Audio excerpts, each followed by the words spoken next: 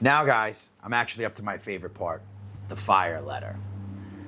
Let's bring a fire line message that relates to this topic, shall we? And the listener wrote, Jimmy, I recently became a foreman on a job. I'm one of the youngest guys there, and some of the older workers don't seem to take me serious. I'm trying to stay respectful, but it's frustrating. What should I do? Well, here's some advice.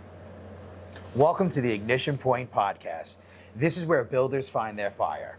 Not the fire built in ego and not from boasting and bragging, but the fire that comes from knowing who you are, building real confidence, and becoming the leader you were always meant to be. I'm Jimmy Perrone, and today we're going to talk about something that not a lot of people like to talk about in the construction industry, and that's leading older workers when you're a younger foreman. Now, let's say you're a young foreman, lead electrician, or even a maintenance supervisor. You probably know exactly what I'm talking about. You get promoted, you step into a leadership position, and suddenly you're responsible for people who have more gray hair than you do.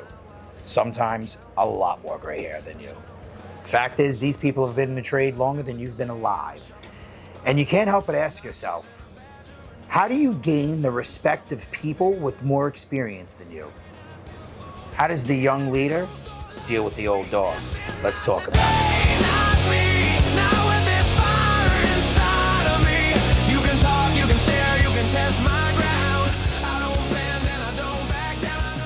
Now, today's ignition question is simple. Does leadership come from age, or does it come from conduct? Should supervision be based on seniority or ability? Now, experience in construction is by far the most respected commodity in the trade, and it should be. But let's first talk about what is the benefit of experience. You see, like a new broom sweeps clean, but an old broom gets the corners. Experience can cut through the red tape.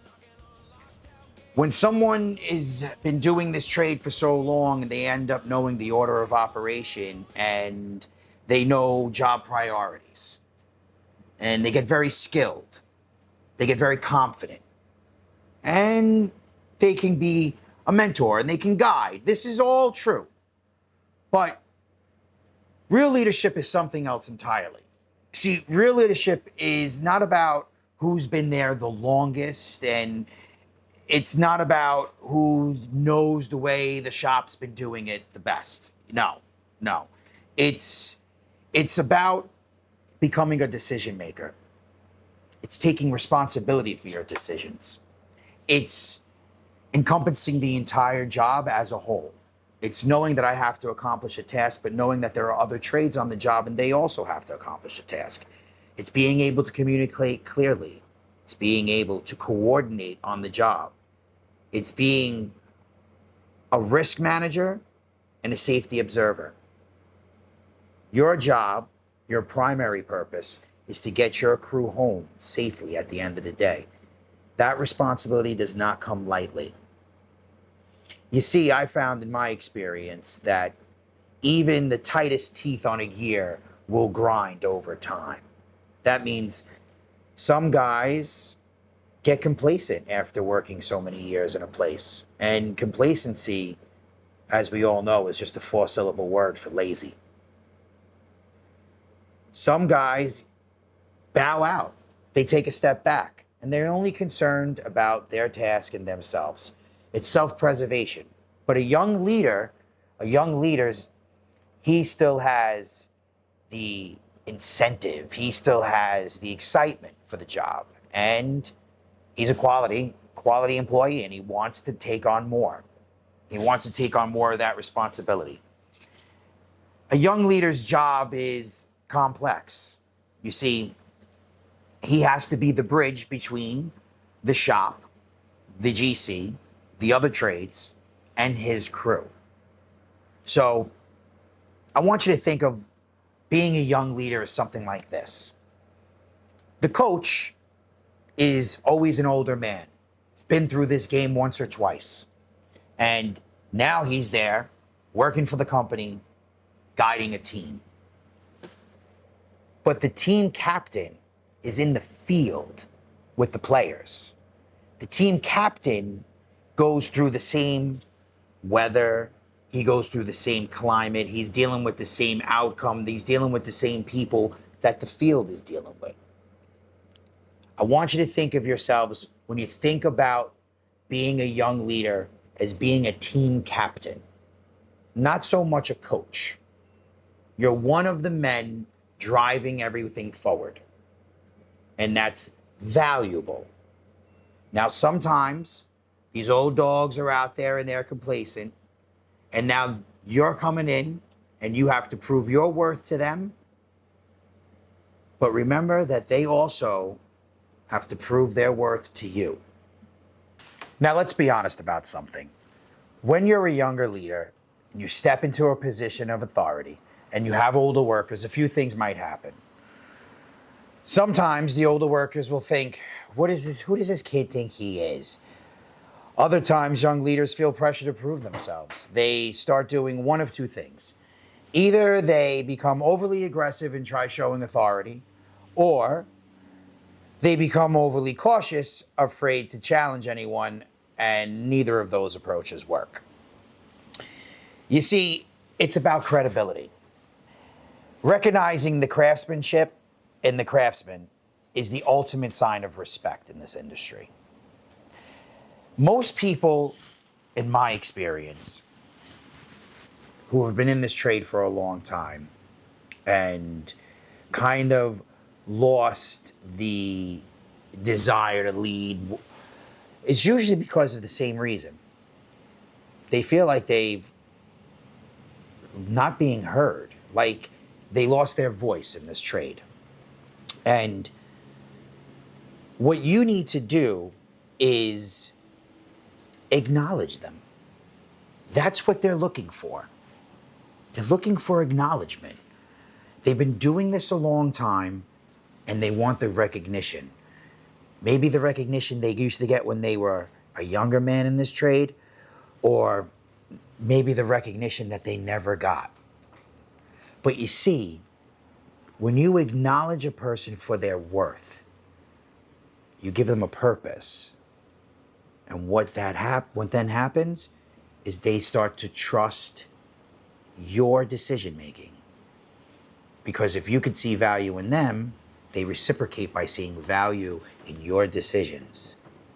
And that's the beginning of the bond that's going to make the job go better, come in on time, and come in safe.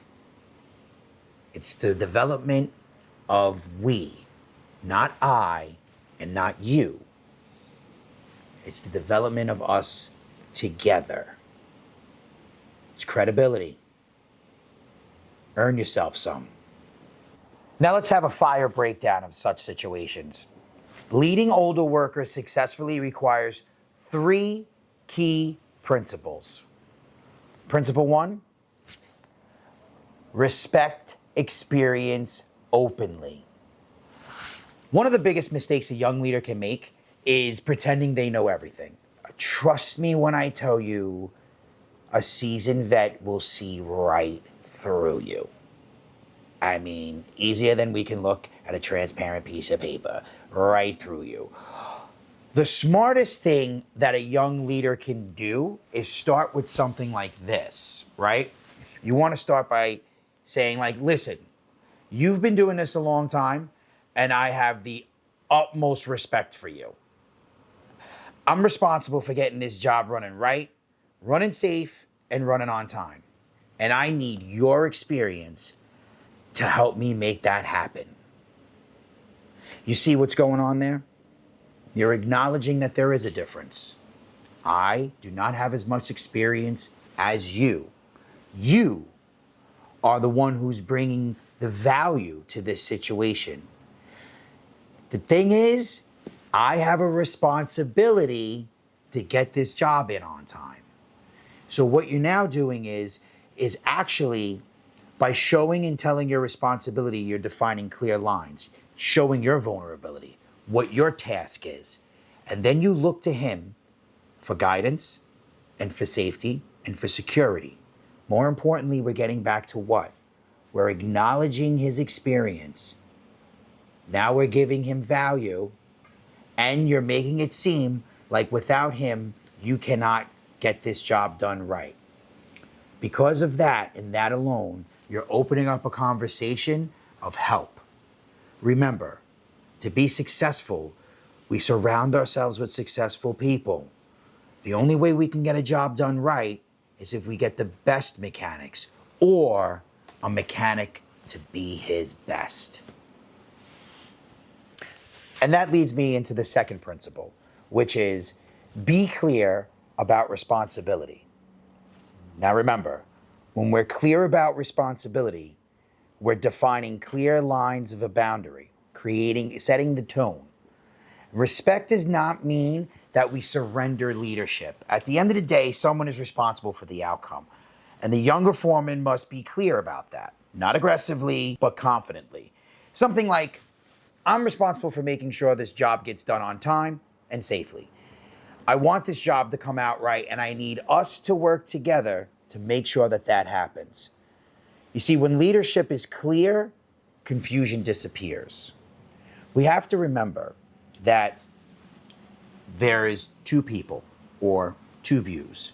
There's the field, and then there's the foreman. Now, when you're a foreman, you have to be the decision maker. So when you're the decision maker, you have to know that the responsibility of getting the craft done correctly, well, that's up to the artist, so to speak, and that would be the mechanics, you know? You want them to show up every day, and you want them to give you your best. Well, then you have to make sure that you do too. You make sure that you're consistent. You make sure that you are clear with what needs to be done, when it needs to be done. Why? Because that's the commodity that you have. That's the currency that we're using. We're developing trust.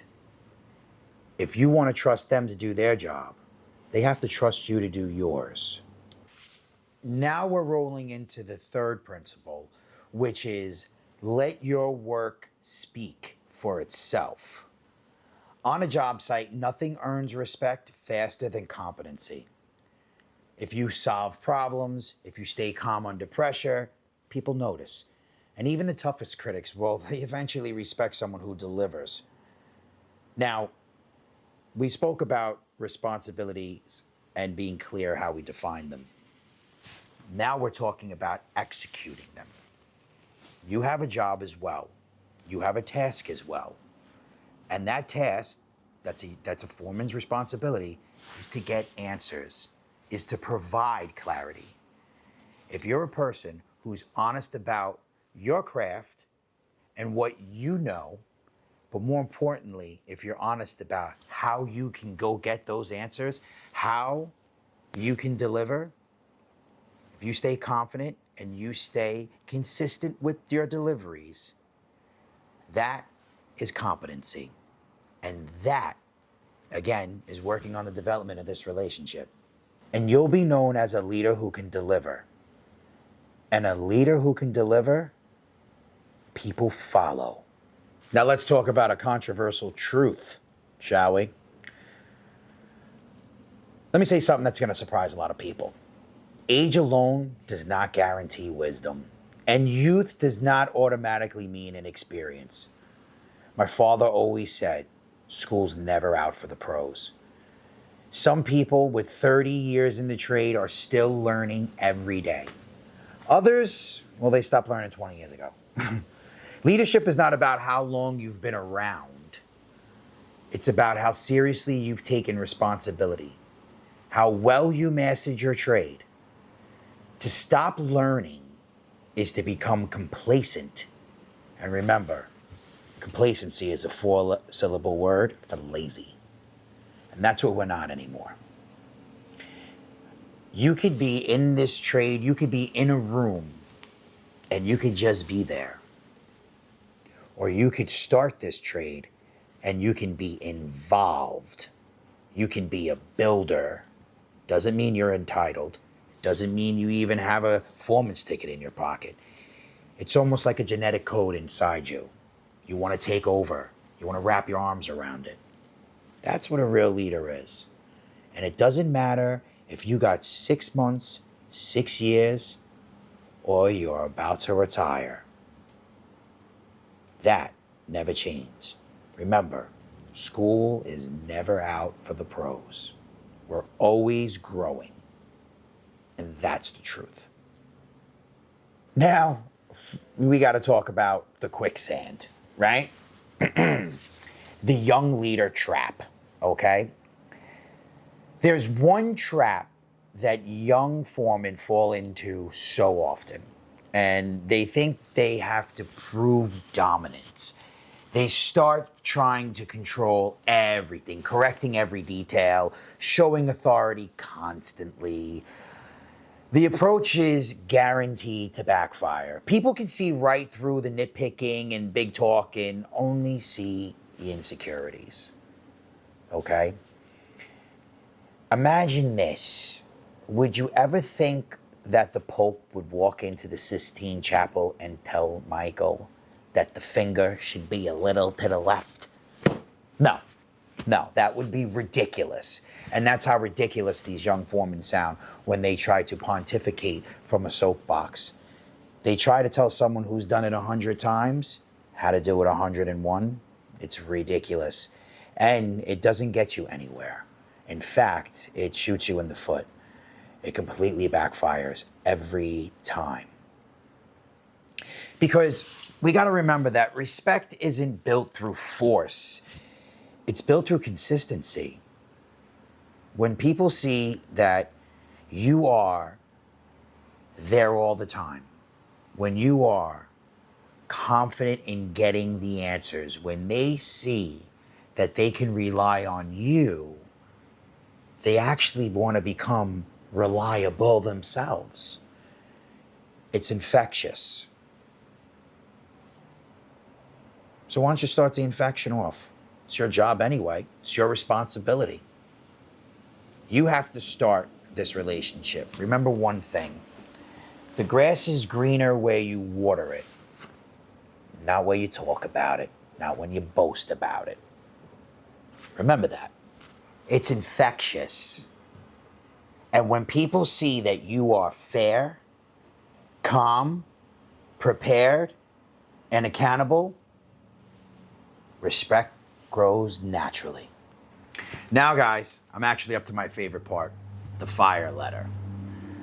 Let's bring a fire line message that relates to this topic, shall we? And the listener wrote, Jimmy, I recently became a foreman on a job.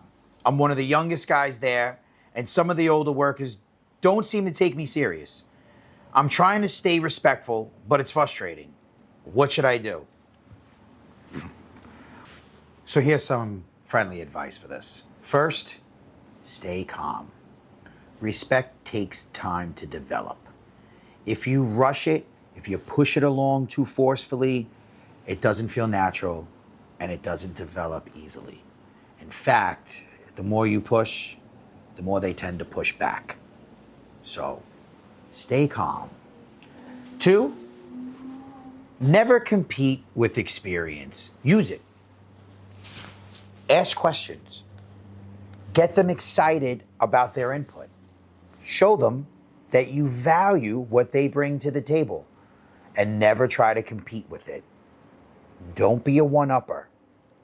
You'll never get a team that way. You'll only isolate that way. 3rd, focus on doing your job right. Remember consistency? Consistency is the most powerful form of leadership. Over time, people recognize it. And when they recognize it, they follow it. And 4th, make sure that you define responsibilities clearly. And sometimes you have to give them what I call the no-nonsense layout, the no response. Walk up to someone and clearly tell them, before the end of the day, I need these 2 outlets cut in. You're being clear, you're being confident, you're giving them a timeline, and you're giving them a task that needs to be done by that time. Nothing wrong with that. You keep it up. You stay doing what you're doing. Listen to my advice, and you'll get through this. And you'll make it to the other side where you'll be a good leader. And guys, you'll see in time, we'll start to follow you. All right, guys. Here's today's takeaway. If you're a younger foreman in construction, you don't need to pretend to be older.